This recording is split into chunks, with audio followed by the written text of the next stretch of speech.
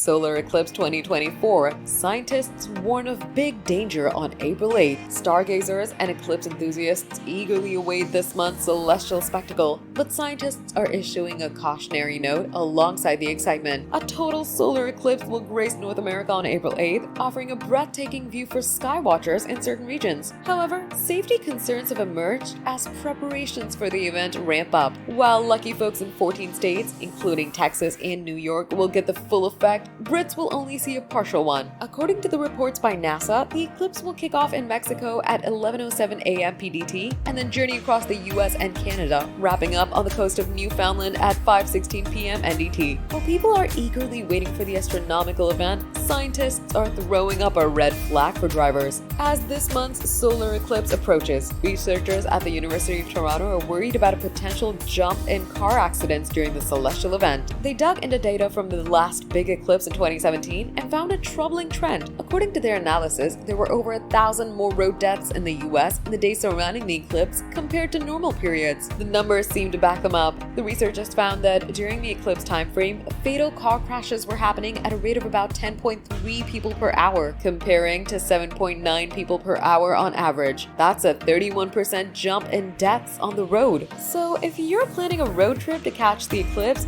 this is a heads up to be extra cautious. More cars on the road and people excited about the event could be a recipe for disaster. Researchers wrote, this averaged to one extra crash involved person every 25 minutes and one extra crash fatality every 95 minutes. One of the reasons behind an increase of driving is due to there being so many more people taking to the roads to travel over to places to be able to see the eclipse. The upcoming April 8th eclipse is estimated to see over 3.7 million people travel to one of those key 14 states to experience the wonder. It's likely that Texas will see the most travelers, which is set to amount to around 270,000 to 1 million visitors, because it has such a prime location for viewing the solar eclipse.